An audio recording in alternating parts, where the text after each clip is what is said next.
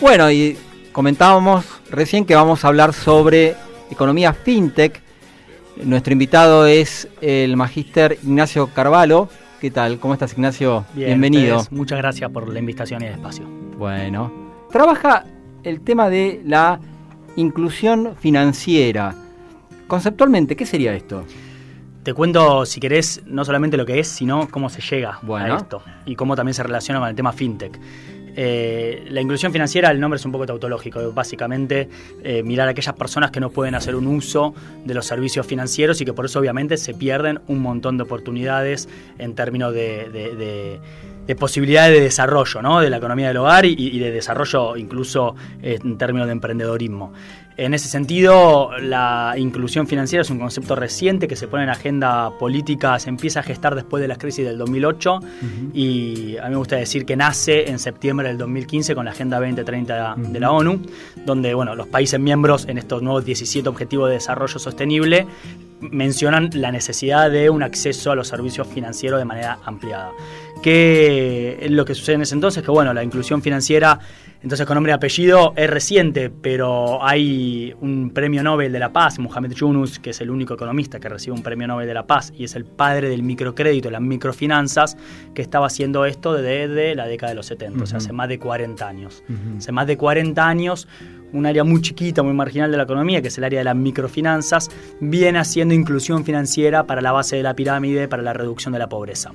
En este auge, de nuevo, con mote de inclusión financiera desde los organismos multilaterales y, si se quiere, del mundo en desarrollo, se amplía el abanico para pensar la inclusión financiera no solamente para personas que estén en situación de pobreza, de vulnerabilidad o si se quiere, excluidos por razones de ingresos o de empleo, sino también para toda la población, porque efectivamente adultos jubilados tampoco tienen un buen uso de las herramientas financieras, en países como el nuestro particularmente, donde nos vemos, si se quiere, golpeados por mucha inestabilidad financiera macro. Bueno, estos son días justamente para hablar más de eso tal vez que de otra cosa.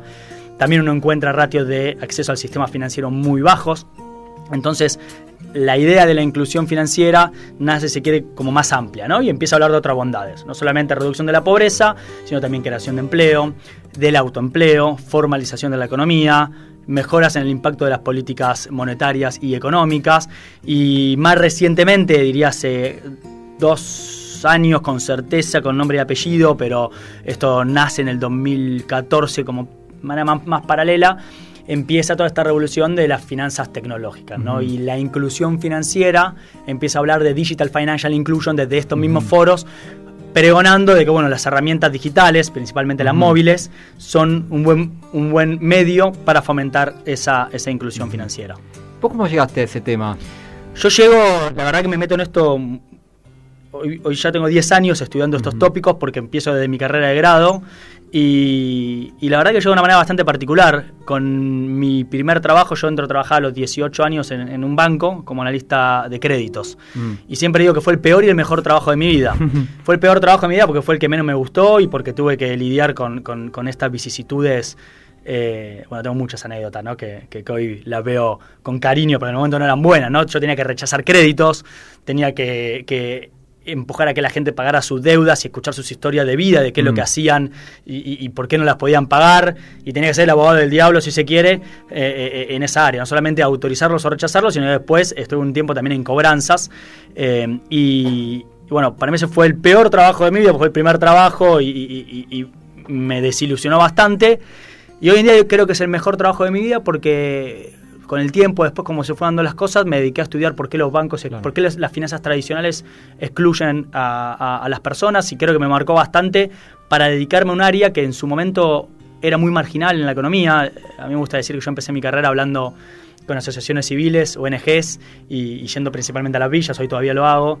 Después, con este boom de la inclusión financiera, empiezo a hablar mucho más con banqueros y sector público, y ahora estoy hace 2 años hablando con programadores, startuperos que están son unos animales hermosos porque están en Marte, muchas cosas, pero tienen una manera de ver los problemas completamente distintas. Entonces, por ejemplo, el 24, hace 2 días, estuve en el Yacht Club de Puerto Madero, en un evento que hace esta gente hablando de estos temas, pero con un perfil muy distinto en el cual yo empecé mi carrera. Entonces, yo llevo a estos temas creo que un poco por profesión y sin duda por vocación. Siempre fui apasionado de la economía del desarrollo, siempre me gustaron las disciplinas más en el margen, las que todavía no tienen mucha respuesta ni muchos estudios, siempre me apasionó eso.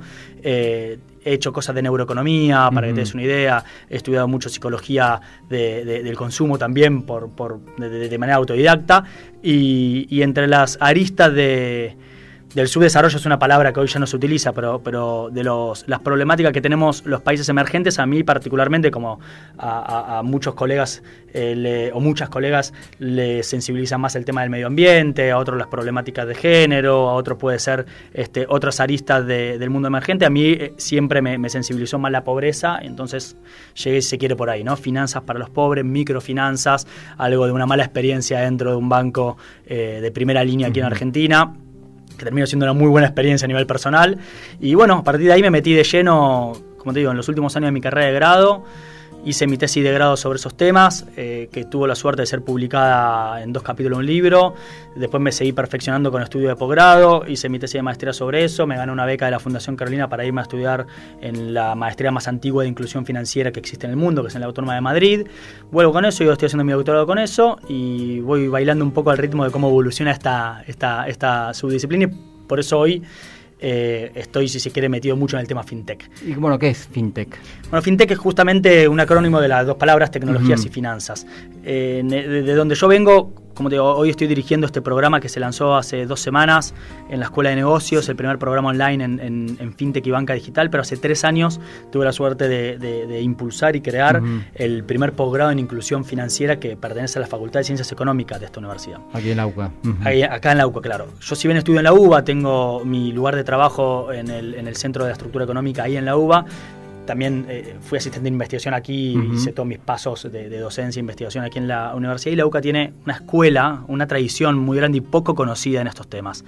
De hecho, en el año 2010, del 2010 al 2013, tuvo un certificado, un diplomado con la UNED de España para analistas de microfinanzas, y en principio, mediados de los 2000, tuvo la primera asignatura optativa de microfinanzas en la carrera de grado de economía. Todas iniciativas que duraron 2-3 años cada una, por H o por B, después, bueno, quedan un poco truncas. Hoy el posgrado va por su 3er año, espero que rompa récord y que el año que viene siga. Y bueno, ahora estamos lanzando este tema de la fintech. Las fintech son básicamente eso, son las tecnologías aplicadas a las finanzas. Es algo que genera una revolución por varios sentidos. Un poco porque le mueve el piso a las finanzas tradicionales. Aquellos que ya hacen uso de los servicios financieros lo pueden hacer de una manera distinta. Y desde donde yo ingreso a este sector es porque, de nuevo, a esas 1.700 millones de personas que en el mundo no tienen acceso a los servicios financieros, se grime como una promesa proveerle de servicios financieros a través del teléfono celular. Porque esas 1.700 millones de personas, 1.300... y son la gran mayoría personas que forman las filas de las pobrezas o de aquellos individuos que ganan menos de $1 al día de acuerdo al Banco Mundial, 1.300 tienen un teléfono móvil. Entonces, son como trenes separados que se encuentran recientemente en una estación, por un lado el de la inclusión financiera y el de la fintech, que nace de manera, si se quiere, distinta, pero que en el sur global se sube al tren de la inclusión financiera a través de principalmente de la política pública y organismos multilaterales. Así que, bueno, para dar una definición, si quiere, un poquito más teórica y más transversal, cuando hablamos de fintech no hablamos solamente de empresas que brindan servicios financieros y no realizan intermediación financiera, o sea, no captan depósitos, o sea, no son bancos, sino que hablamos de tecnologías aplicadas a las finanzas. Hoy fintech, que de nuevo es un fenómeno que se pone en boga de todos en el año 2014, 2013, con casos de éxito como Lending Club o TransferWise, que no sé si aquí la conocerán, son empresas que no realizan intermediación financiera, pero que brindan o créditos o ahorros o pagos y transferencias o servicios de inversión a través de tecnologías móviles o digitales. En este último tiempo, bueno, ese concepto, esa visión se ha transformado a que, bueno, la fintech hoy es un concepto, una manera de ver los datos. Entonces, hay fintech hacia dentro de los bancos. Cuando vos ahora abrís tu home banking y te aparece un robo-advisor, bueno, eso es una tecnología aplicada a las finanzas. Cuando vos ves que el onboarding de un banco tradicional se ve completamente modificado, es porque hay una empresa fintech atrás. Cuando encontrás una tarjeta prepaga para no bancarizados, estás hablando de fintechs, cuando encontrás la posibilidad de invertir con rendimientos diarios, como Mercado Libre anunció el año pasado, estás hablando de fintech. Cuando encontrás 3 bancos digitales en Argentina, como son Willow Bank, Rebanking y Brubank, estás hablando de fintech. Vendría a ser algo así como la uberización de las finanzas en cuanto a personalización de consumo. Hay algo de eso, sin duda hay las vías en las cuales este tren, que es el tren de la fintech, se está trasladando, es algo mucho más amplio, que es la transformación digital. En ese tren, que es la transformación digital, donde se caracterizan distintas aristas, como son la aceleración en la adopción de las tecnologías, la penetración de Internet, el cambio en los consumidores, ¿no? El auge de los millennials y ahora los centennials y demás, ahí se grime la uberización, que es la uberización es una manera marketinera de llamarlo, la descentralización de distintos servicios, servicio de retail, servicio de mensajería, y ahora también hay algo de uberización, si se quiere, o de descentralización de los servicios financieros. Pero no solamente eso, es básicamente, a mí me gusta verlo de la siguiente manera, es la desagregación de los servicios financieros. Hasta antes de la fintech, cuando vos hablas de los 4 macro servicios de las finanzas, siempre hablas de los créditos, el ahorro, servicio de crédito, financiamiento, ahorro, pagos y transferencias y seguros. Son 4 grandes servicios. Ahí adentro vos podés poner cualquier cosa que vos, cualquier producto bancario, financiero, lo podés meter adentro de esas 4 grandes categorías. ¿Qué es lo que traen las fintech? La separación de esos 4 servicios. Entonces, antes de la fintech, para acceder a eso, vos tenés que entrar a un banco tradicional. Si vos eras una persona, si se quiere, con un buen pasar o pudiente, vas a poder tener acceso a todos los servicios que vos quisieras. Si vos eras cualquier hijo de vecino o alguno de estos 1.700 millones de personas que no tienen acceso, ibas a ingresar con una caja de ahorro. Si tenías suerte, te iban a dar una tarjeta de débito o de crédito, tal vez después un préstamo personal. A medida que vos querabas un scoring crediticio, tal vez un préstamo productivo y un hipotecario en algunos países que tienen más suerte que nosotros. Pero era como una escalera, ¿no? Y estaba todo dentro de una gran estructura que son lo que hoy llamamos las finanzas tradicionales o el sistema bancario.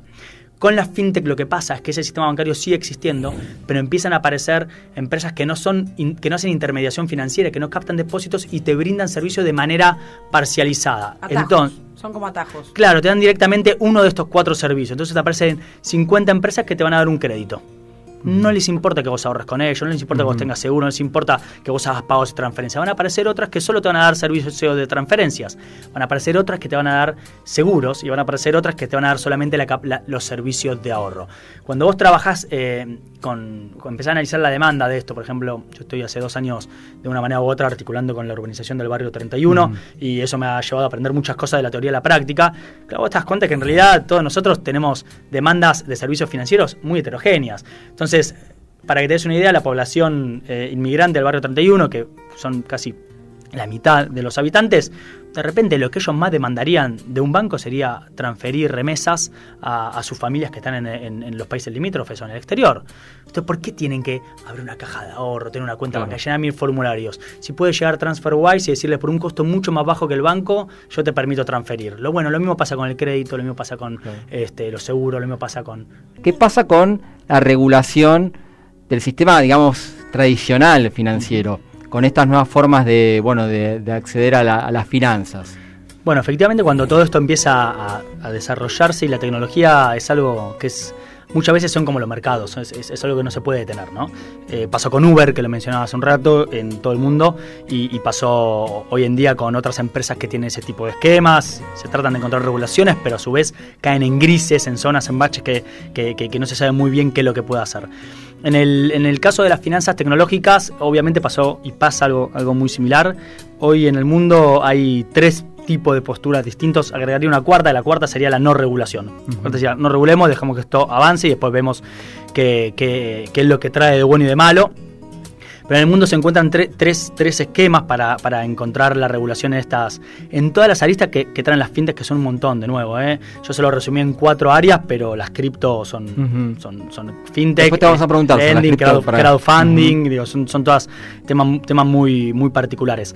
En el caso de los esquemas de regulación, hoy se ven 3 esquemas. Uno son los Innovation Hubs, que sería algo así parecido a lo que aquí en Argentina se desarrolló, que son las mesas de innovación, espacios de diálogo entre el sector privado y el regulador para ayudar a armar medidas que son demandadas por el sector privado, pero que no interfieran con los macro objetivos de los reguladores, que en el caso al menos de los bancos centrales es muy claro y en el mundo siempre son 3: integridad financiera, estabilidad financiera y defensa del consumidor.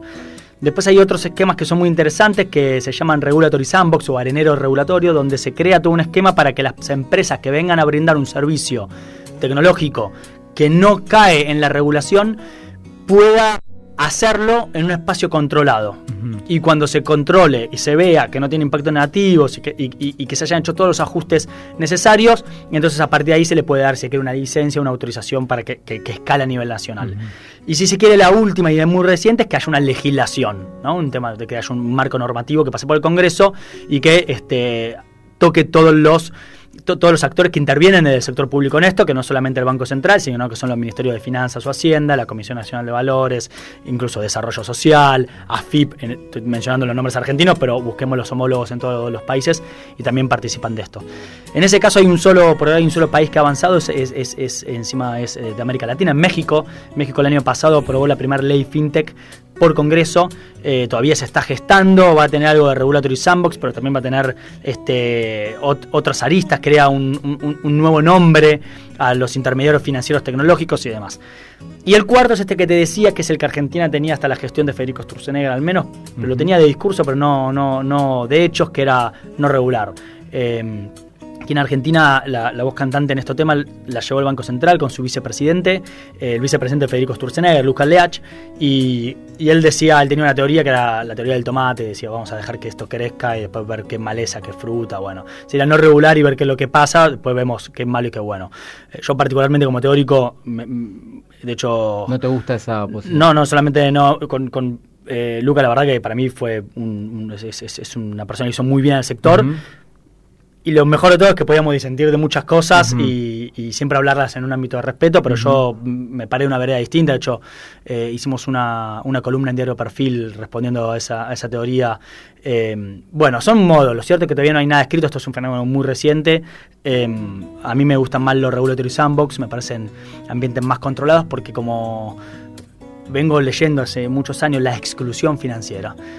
Que la exclusión financiera en el grueso, cuantitativamente, es en la pobreza, y los determinantes de esa exclusión financiera son multidimensionales. Bueno, para mí no es tan sencillo como, bueno, después vemos las consecuencias. Claro. y vemos qué es lo que pasa, porque hay muchos motivos y causantes de la exclusión financiera, pero si hay algo que está muy documentado es cuando la persona se quema con leche, al ver la vaca después llora. Uh-huh. Y no quiere saber nada, y la persona que la pasa mal con los servicios financieros, después incluirla pasa a ser realmente muy difícil y entra en este ámbito de autoexclusión que es muy difícil de retomar. Entonces, para mí los ambientes controlados son interesantes.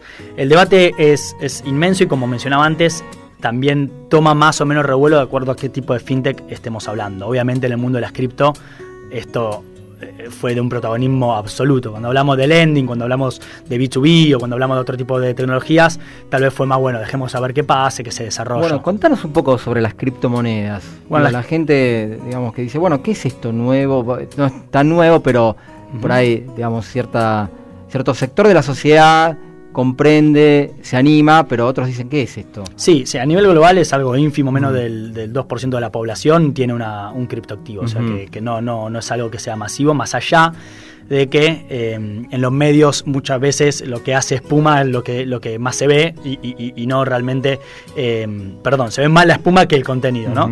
Las cripto tienen, como decís, 10 años, nacen en el año 2008 con un paper, tienen incluso, hasta te diría, en algún momento tendrán que hacer un documental de Netflix o una serie sobre este tema, ¿no? Porque aparece sí, hay un documental, pero me gustaría que tenga más personajes, ¿no? Porque yo he visto el documental de Netflix y es bien documental. Digo, creo que una serie amerita más, porque aparece con este paper que lo escribe Satoshi Nakamoto, que es una persona que nadie sabe quién es, pero que crea esta tecnología nueva que es el blockchain, que algunos programadores empiezan a utilizar y empieza a crecer y es completamente descentralizada y muy difícil de regular, porque al ser descentralizada están todas las computadoras que forman parte de la red, no en una sola, entonces a medida que más gente entra es más difícil de regular y de controlar. Y este Satoshi Nakamoto, que es un seudónimo, deja inmovilizado un conjunto de bitcoins que se llaman los bitcoins de Satoshi, porque se comentan que son para él, todavía no apareció, nadie sabe quién fue, no puedo saber si fue una persona o un grupo.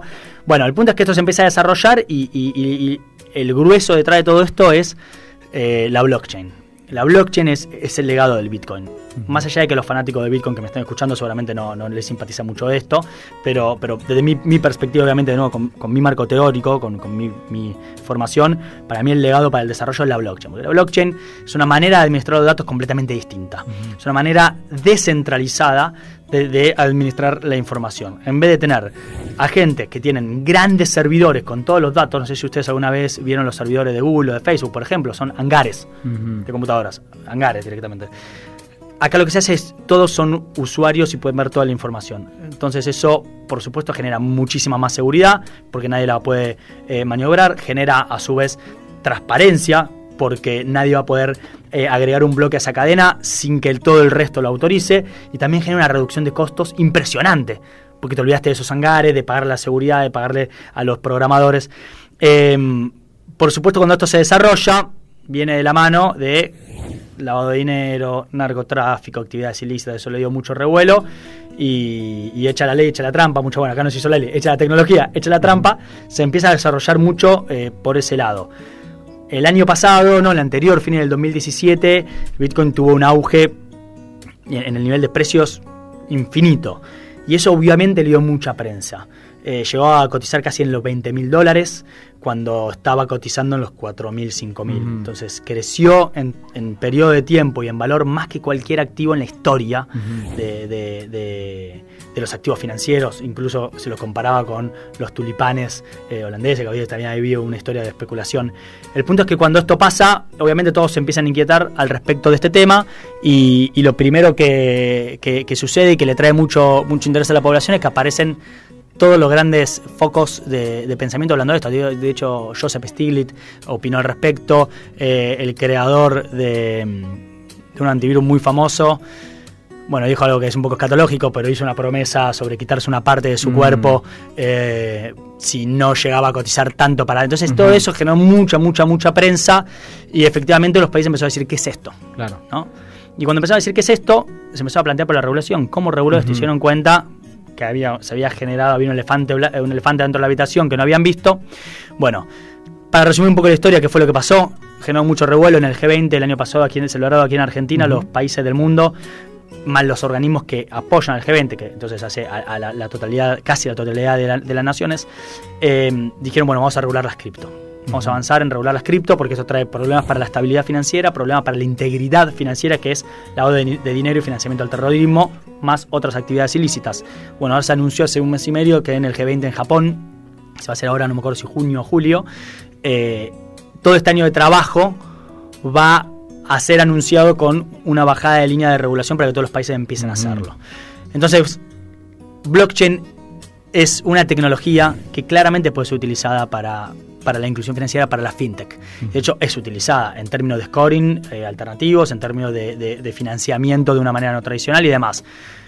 Pero fíjate cómo la regulación ahí es completamente protagónica. Cuando yo te hablo de crowdfunding o te hablo de otras tecnologías de índole de finanzas tecnológicas, tal vez uno dice, bueno, vamos a dejar que crezcan y después vemos qué es lo que pasa de malo, ¿no? Queríamos, preguntarte un poco cómo funciona este programa que das en la Escuela de Negocios, vinculado con esto de fintech y banking digital, y esta modalidad que, está lo virtual, ¿no? La modalidad a distancia. Sí, es muy reciente. Primero que nada, para mí lo interesante es leer esto que te mencionaba antes, ¿no? Hay una tradición en la Universidad Católica Argentina de ser pionera en fomentar programas de esta índole. No tal vez tanto de la índole netamente tecnológica, sino de programas que buscan la inclusión social y el desarrollo sostenible. Entonces, en ese sentido, nace este programa que primero se gesta como un pequeño piloto para una universidad en Colombia, cerrado, como fue muy bien, lo abrimos y pensando justamente en que estamos hablando de finanzas, estamos hablando de tecnologías, y analizando un poco el mercado de programa de esto, que es muy, muy escaso en Argentina. Hoy hay solamente una universidad top 5 como es la UCA que tiene un programa al respecto de esto, y después hay dos que no están en ese número 5 de las universidades más grandes que tienen también programas en esta tónica. Entonces, nos propusimos lanzar este programa que es online, sincrónico, a diferencia de el otro que es presencial y el que va a salir ahora en otra universidad que también va a ser presencial, y esto nos da la posibilidad obviamente de abrir la cancha muchísimo, no solamente en el alumnado, que es no solamente de las provincias, sino también de América Latina. Tenemos alumnos de El Salvador, de Ecuador, de varios países de la región, y sino principalmente que a través de esta tecnología que la UCA está desarrollando, está armando un espacio precioso de educación virtual, nos permite también traer a los mejores especialistas del exterior. Entonces acá, por ejemplo, en esta primera edición tenemos un profesor que va a dar su clase de Estonia, otro de Ámsterdam, otro de Colombia, otro de Uruguay. En la segunda edición vamos a ir por más, y la idea es, como te decía antes, que se empiezan a brindar capacidades sobre estos temas que son de vanguardia, están en el margen del debate político y también económico, y principalmente que sea de calidad y que sea dictado por los principales referentes. No yo soy el director, doy una hora de clase y después vienen los que saben de verdad y capacitan sobre esto. Bueno, muchas gracias, Ignacio. Te vamos a volver seguramente a consultar. Cuando quieran. Muchas gracias a ustedes por el espacio, y la verdad que me encanta que haya un programa de divulgación sobre temas científicos y tecnológicos. Mucha falta hace.